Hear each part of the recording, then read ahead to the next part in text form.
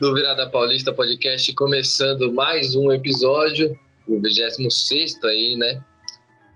E vamos começar falando, né, sobre a rodada do Brasileirão, tudo que aconteceu com os 4 grandes paulistas de São Paulo. Você já sabe que o Palmeiras perdeu em casa, o Santos teve um empate doído contra o Internacional no último minuto, e o Corinthians e São Paulo engataram a sua segunda vitória consecutiva. Mas antes da gente discutir isso, queria apresentar o meu querido amigo Levi. Fala, rapaziada. Vamos aí para mais um episódio que tem bastante coisa para comentar, hein? São Paulo e Corinthians vencem a segunda consecutiva, enquanto o Santos e o Palmeiras perdem na rodada, né? Então, vamos aí, embarca nessa aí com a gente, porque tem bastante assunto para ser comentado hoje. Só corrigindo o que o Levi falou, o Santos não perdeu. Parece que foi uma derrota. O gosto foi de derrota, mas o Santos empatou com o Internacional. Mas eu não sei se vocês perceberam, hoje não temos a presença do nosso querido amigo ilustre Thiago Bayer. Ele infelizmente não pôde comparecer hoje por motivos pessoais, mas hoje vai ser só eu e o Levizão. Vamos tocar o barco aí para falar desses 4 grandes times. Mas antes, vamos pro Virada Indica. O que você trouxe hoje pra gente, Levi? Corrigindo, rapaziada, ainda bem que o Guilherme lembrou. Foi o Corinthians e o São Paulo que venceram, né, a segunda consecutiva, e o Santos empatou e o Palmeiras perdeu. Corrigindo aí essa frase que eu falei. Agora vamos para a indicação, nosso famoso quadro Virada Indica. Hoje eu vou indicar um canal no YouTube, chama Golim Sports. Ah, Levi, mas o que seria esse canal, né? Golim Sports. É um canal de um rapaz aí, um cara que entende muito de futebol americano. Então, para quem gosta de futebol americano, está começando a acompanhar a NFL, é um bom canal ali para você estar atento às informações e às notícias do seu time preferido. Fora que nesse canal ali também ele ensina algumas regras de futebol americano e outras coisas assim, já que futebol americano não é um esporte tão fácil, né? É um esporte mais complexo, né? Então, para você que gosta de futebol americano e é fã de NFL, Golim Sports é um canal muito bom aí que eu acompanho bastante, beleza? Baita dica aí do Levizão, porque vai começar a NFL, né? Para quem quer começar a acompanhar esse esporte, a próxima temporada já tá chegando, né? Tá tendo amistosos na ESPN, para quem quiser já ter uma noção de como é que é, acompanha lá o Golim Sports lá e vê na ESPN o jogo na prática. Bom, vamos para a minha indicação. Eu vou indicar uma série de comédia, uma série que é bem engraçada, chamada Brooklyn Nine-Nine, ou Brooklyn 99, né, em português. É uma série que é muito, mas muito engraçada mesmo, já tem a 7ª temporada, se não me engano, vai sair a 8ª daqui a pouco, vai ser a última da série. É uma série que é policial, mas que tem tons de comédia assim, tem até o nosso querido pai do Chris, né, o Julius, ele participa dessa série, ele é um dos personagens. Então, para quem gosta de dar risada, de uma série mais leve, assim, mais divertida, mas também trata assuntos importantes, dá uma conferida lá na Netflix, Brooklyn Nine-Nine ou Brooklyn 99. Bom, toca a vinheta aí, editor. Amigos, chegou a hora da gente falar dos jogos da rodada, né? Rodada que iniciou com o Palmeiras, que recebeu a equipe do Cuiabá no Allianz Parque, depois de uma classificação maravilhosa, né, diante do São Paulo, uma atuação muito boa. Teve dificuldades ali para tentar superar o Cuiabá e acabou não superando, acabou vencendo por 2-0. Queria saber de você, Levi, o que você achou da partida? E a torcida do Palmeiras, ela tá muito crítica ao Daverson. E vem um ponto de interrogação na cabeça do torcedor palmeirense, que é: qual o sentido de você manter o Daverson e deixar o Borja, que tá fazendo gols lá no Grêmio, que é um cara que, querendo ou não, tem o histórico dele ruim no Palmeiras, mas é um cara mais goleador, ir pro Grêmio, né, e ficar com o Daverson? Queria saber de você, o que você acha disso? A equipe do Palmeiras acabou saindo derrotada desse jogo, onde teve mais posse de bola, teve mais finalização, trocou mais passes, porém perdeu. O gol no início ajudou a fortalecer a ideia de jogo do Cuiabá, que deu a bola ao Palmeiras e apostou no contra-ataque. Só que sofreu com as investidas alviverdes. É verdade que o Cuiabá sofreu realmente, mas soube sofrer. A proposta do adversário, até certo ponto, facilitou as ações da defesa do Cuiabá. Então, o time da casa, que foi o Palmeiras, fez 50 cruzamentos no jogo, que é bastante, né? Principalmente porque tinha o Daverson como referência, mas Paulão e Marlon levaram a melhor na maioria deles. E o fato curioso é que o Cleicinho Novaes, o Cleison aí do Cuiabá, né? Fez o gol, deu assistência e teve uma belíssima atuação pelo lado do Cuiabá, esse ex-jogador do Corinthians.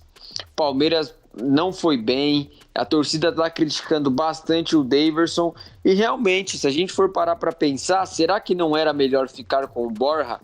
O Borja, em determinado ponto da carreira, mostrou mais futebol do que o Daverson. Então não era melhor investir no Borja novamente? Eu talvez continuaria com o Borja.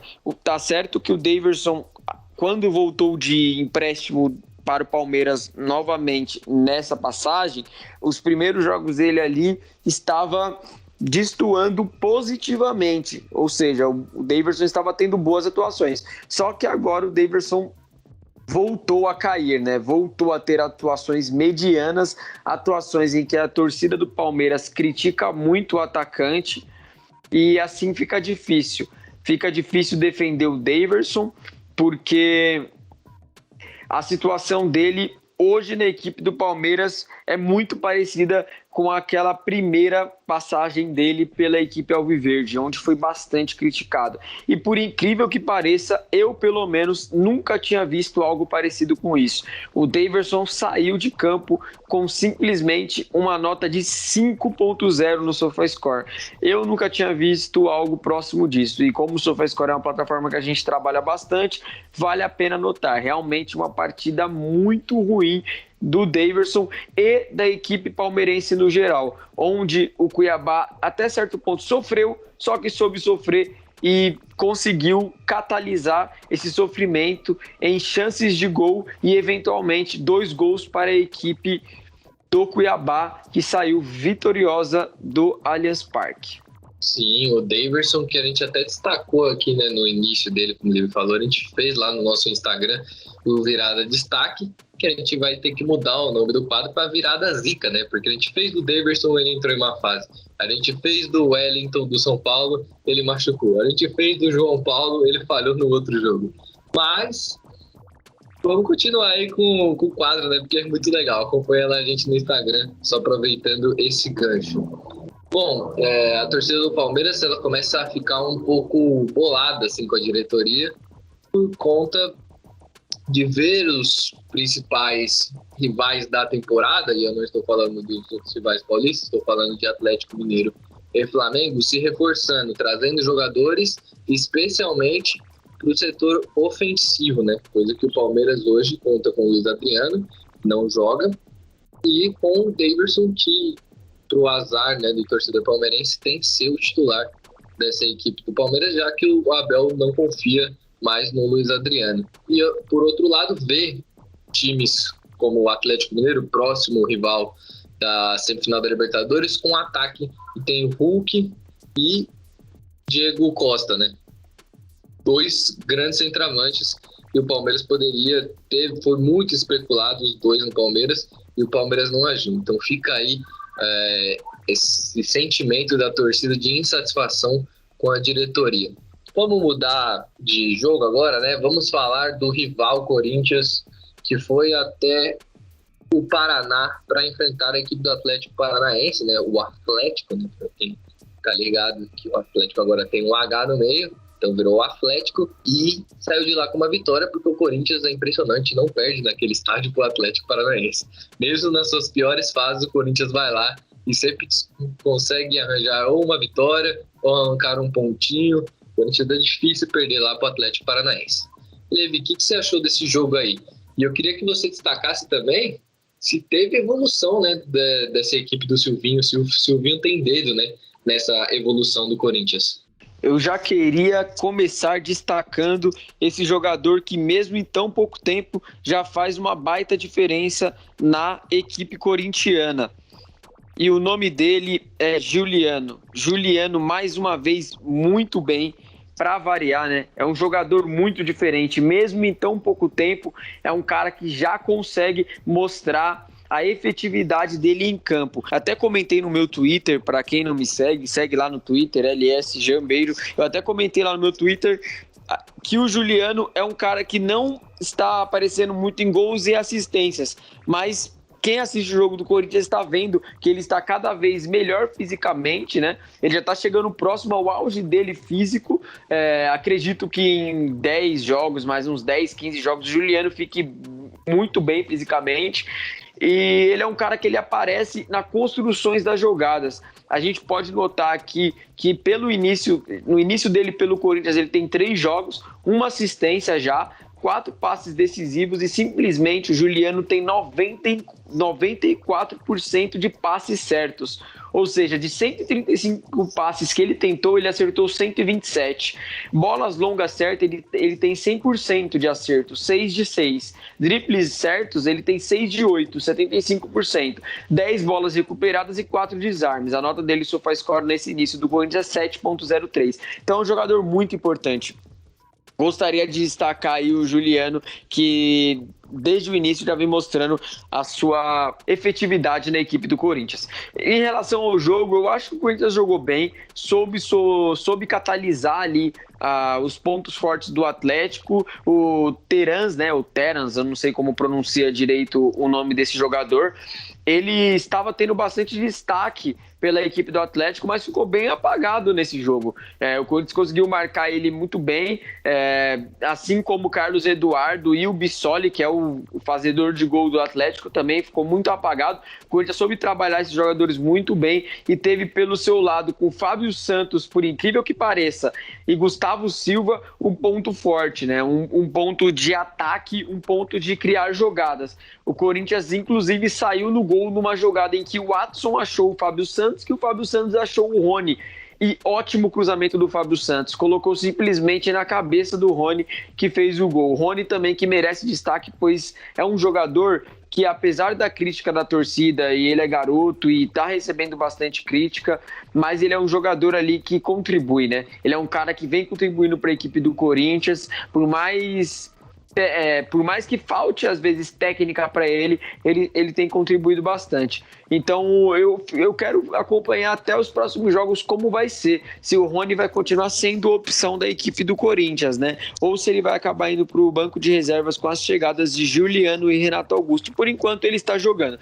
Então o Corinthians conseguiu uma vitória muito importante, uma vitória que para o Corinthians nesse momento era essencial, porque assim, o Corinthians não pode perder pontos e quer atingir o seu objetivo. E acredito que o objetivo do Corinthians no campeonato seja uma vaga para a Libertadores. E nesse momento o Corinthians é o 6º colocado com 24 pontos. Então o Corinthians está ali, está no bolo, vem melhorando nos últimos jogos e vamos ver aí como vai ser a sequência do Corinthians em questão de crescimento.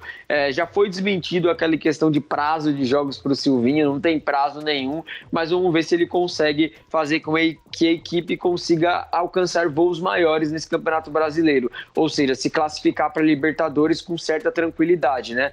Eu acredito que esse prazo aí que deram pro Silvinho foi desmentido, porque o Silvinho tá vencendo a maioria dos jogos, né? O Corinthians está vencendo, né? Perdeu apenas um e empatou outro e o resto venceu, né? Se tivesse uma situação adversa, eu acho que ele ia rodar com certeza, porque a situação não estava nada boa. Mas ele está conseguindo deixar o Corinthians melhor, querendo ou não.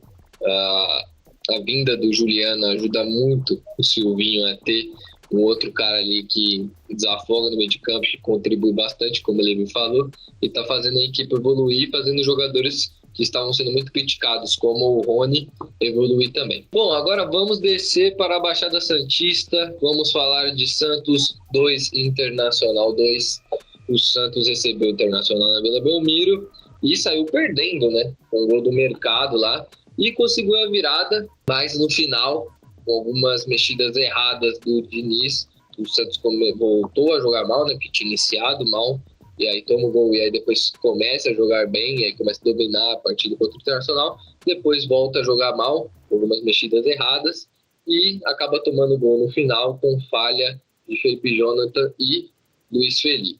Queria saber do Levi. Levi, o Santos fez uma partida boa, nos momentos até tomar o primeiro gol, não. Quando toma o primeiro gol e até fazer o segundo gol, o Santos estava bem no jogo. E depois caiu com as mexidas do Diniz. O Diniz coloca o Bruno Marques e não tem condição de jogar numa Série A nesse momento. É um jogador que, na minha opinião, não é um jogador de Série A. E ele acaba tirando um pouco de um companheiro ali para o Pirani, já que o Pirani fazia uma ótima partida, jogando um pouco mais solto ali no meio de campo. Foi o melhor do jogo, na minha opinião. Mas a gente vê que o Santos acabou se perdendo nas teimosias do Diniz, em deixar o Jean Mota lá atrás armando o jogo, em deixar o Felipe Jonathan em campo e colocando o Bruno Marques, que não tem condições. Queria saber de você, Levi, você acha que essas teimosias do Diniz vai acabar cavando a própria cova? Pode ser que sim, viu, cara? A torcida do Santos não tá muito paciente com o Diniz, né? A torcida do Santos não está muito feliz com o Diniz por causa das teimosias dele. É um cara ali que sempre quer acabar tirando os garotos para colocar jogadores que claramente a torcida não aguenta mais, como o Bruno Marques é um deles. A torcida do Santos não aguenta mais. É incrível até que o Diniz pelo menos caiu na realidade e viu que o Pará, por exemplo, não tinha mais condição e deixou o Maatson de titular nesses últimos jogos, né? Então, o Santos realmente, como o Guilherme falou, teve o destaque do seu garoto, o Gabriel Pirani, que jogou muito bem, conseguiu fazer um gol após a assistência do Jean Mota. E depois teve um outro gol com o Lucas Braga acionando o Maatson, que apareceu muito bem no ataque para fazer o segundo gol do Santos na partida, né? O Maatson, que é um lateral direito, mas que muitas vezes se projeta como um ponta na equipe do Santos. É um cara que aparece muito bem no ataque e costuma resolver as jogadas para a equipe santista. Eu acredito que com essas contratações que já foram confirmadas de Léo Batistão e Diego Tardelli, o Diniz tenha mais material humano para trabalhar essa equipe do Santos, né? Porque apesar das teimosias do Diniz, que ele realmente é teimoso, o Santos também não tem muito material humano em questão de jogador, né? Jogador qualificado. Então, com a chegada de Léo Batistão e Diego Tardelli, o último que eu falei teve uma última passagem no Atlético muito mal, mas vamos ver como vai ser no Santos. O Diniz tem ali uma certa folga para trabalhar com a equipe do Santos e ver se consegue melhorar essa equipe, já que o Santos somente está na Copa do Brasil e no Campeonato Brasileiro na temporada, visto também que o torcedor santista já tem consciência ali que a Copa do Brasil é um campeonato muito difícil para o Santos conquistar hoje. E o brasileiro seria muito bom o Santos atingir uma vaga na Libertadores. Mas vamos ver o que o Diniz vai conseguir fazer com essa equipe do Santos e o progresso dos jogadores. Muito feliz, né? Muito bom a notícia de que o Gabriel Pirani está cada vez melhor ali. É um jogador que não tem um físico muito bom, que é um menino ainda, mas você vê que ele está melhorando conforme os jogos, está tendo mais dinâmica no jogo, está conseguindo participar mais, não está ficando tão sumido como os jogos antigamente, né? E apesar de ele ter só 19 anos, é um jogador de muito talento. As boas atuações de Carlos Sanches também é chover no molhado, é um jogador ali que também tem a dinâmica no meio-campo do Santos nas mãos.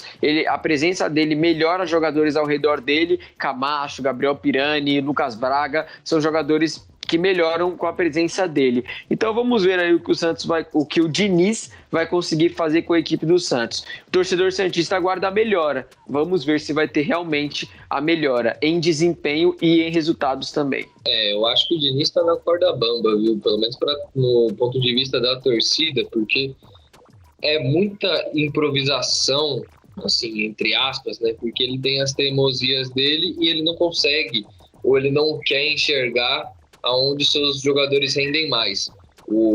Eu posso citar vários exemplos aqui. Marcos Guilherme rendeu bem na ponta esquerda. Não joga mais na ponta esquerda. É uma coisa que é impressionante. O Maatson é lateral direito. mas ele tem que ser ponta e lateral, ponto e lateral. Por quê? Porque nesse esquema de 4-4-2, o Sanches vira o ponta direita, mas o Sanches não é ponta. O Sanches é um colaborador, como eu já falei várias vezes.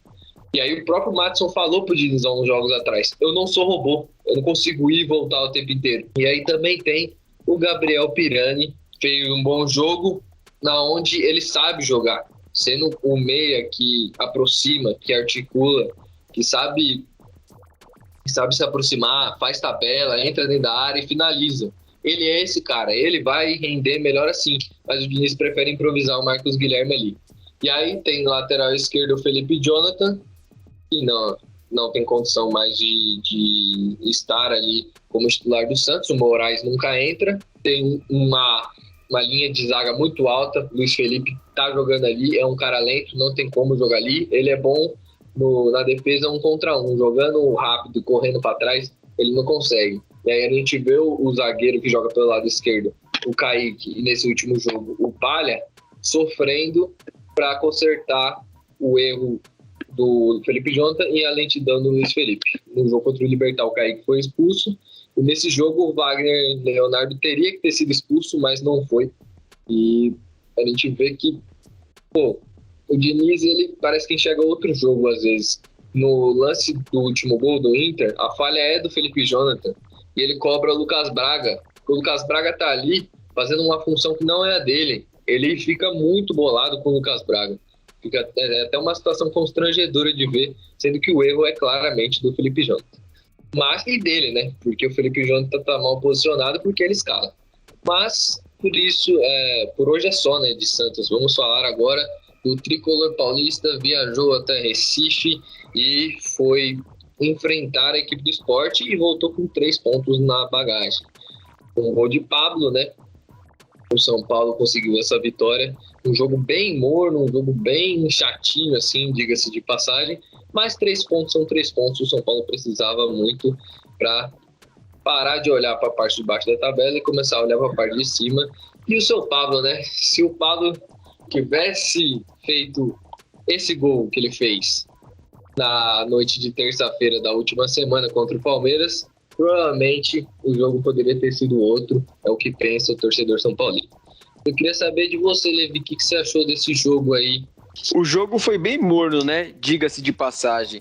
Com boas atuações de Rodrigo Nestor e Pablo, o assistente e o goleador da equipe do Tricolor, pelo menos nessa partida, o jogo foi bem morno, mas o São Paulo fez o seu dever e venceu por 1-0 a equipe do Sport. Com o resultado, o Tricolor paulista chegou a 21 pontos e vai para a 12ª colocação. Estava em 14º. Além do respiro na tabela também, o triunfo serve na visão do técnico Crespo para tentar afastar a derrota pelo torneio continental para trás. É muito importante mesmo essa vitória para o São Paulo, já que sofreu uma derrota ali para o Palmeiras que não esperava, pelo menos daquela proporção, né? Aquele choque de realidade que o São Paulo teve contra o Palmeiras no Allianz Parque não foi bom para a equipe do São Paulo e principalmente para o torcedor são paulino, que ficou muito nervoso após aquele jogo com a equipe, com as atuações individuais de Pablo, Daniel Alves e Volpi, por exemplo. Então o São Paulo precisava afastar esse fantasma e creio que com essa vitória, mesmo que seja por 1-0, conseguiu afastar o fantasma, visto que o São Paulo também saiu da zona de perigo do Campeonato Brasileiro, que é o famoso Z4. Sobre o Pablo aumentou a contagem da temporada. Um dos principais alvos pela torcida São Paulina após o gol perdido contra o Palmeiras, quando o Tricolor perdia por 1-0. O Pablo foi às redes sociais e abriu o placar na Ilha do Retiro. Não foi às redes sociais, né? O Pablo foi às redes e depois creio que pôde ir às redes sociais mais tranquilo, visto que não ia ter nenhum torcedor do São Paulo enchendo o saco dele nos comentários, né? Diga-se de passagem. O camisa 9 recebeu o ótimo passe do Rodrigo Nestor, dominou e tocou na saída do Maílson para marcar. Com um gol marcado, o Pablo chegou a 13 gols na temporada. Foi isolado o artilheiro do time no ano de 2021. Então o torcedor são paulino critica o Pablo? Critica. O Pablo realmente não deve ser inquestionável o camisa 9 do São Paulo? Realmente. Mas apesar de tudo isso, o Pablo está entregando números, mesmo que não sejam em momentos decisivos. Tem 13 gols na temporada, como eu já falei, e é o artilheiro isolado do time. Eu acho que o São Paulo leva de bom dessa vitória do Sport, como eu já disse no começo, as boas atuações individuais, principalmente do Rodrigo Nestor e do Pablo, que esse último citado estava precisando mais do que qualquer um. E acho que mesmo com gol a torcida vai ficar bolada porque poderia ter feito isso contra o Palmeiras, né? Teve uma chance bem parecida, dessa vez aproveitou e daquela vez isolou a bola. E outra coisa que eu queria falar também é sobre o Crespo, né? Porque parece que aconteceu um milagre lá no São Paulo, né? Porque o Benítez saiu de um jogador que não tinha condições nenhuma de jogo na terça-feira e no domingo ele já entrou e já jogou. Bom, eu acho isso muito estranho, porque o Benítez não jogou, tá muito mais explicada essa história. Claro que a gente tem toda essa questão do Departamento Médico de São Paulo que tá bem mais ou menos, né? Tá sendo muito criticado. O Arboleda, que teve a mesma lesão que ele teve agora, ele não jogou porque ele estava lesionado, ele teve a mesma lesão que ele teve há umas semanas atrás no jogo contra o Vasco, ou seja, ele não está totalmente recuperado, não recuperaram ele direito, não faz sentido. Então, o São Paulo tem que ver urgentemente esse departamento médico, porque você não pode ter essas muitas lesões que está acontecendo. O Luciano voltou nesse jogo, ainda está fora de ritmo, e é um cara que o São Paulo tem que tomar muito cuidado, porque se lesionar de novo, vai fazer muita falta. Bom, é isso, rapaziada. Espero que vocês tenham gostado. Mais um episódio aí. Eu tô falar bastante de todos os times. Hoje não teve o Thiagão, mas no próximo provavelmente ele vai estar aqui. E é isso, Levi, se despede da galera. Galera, muito obrigado pela presença de vocês em nos ajudar, não só no podcast aqui no Spotify ou no YouTube e nos outros agregadores, mas também nas nossas redes sociais. Somos muito gratos por isso, beleza? Até o próximo episódio. Fui! É isso aí, galera. Espero que vocês tenham gostado de mais um episódio e até a próxima. Tamo junto e falou!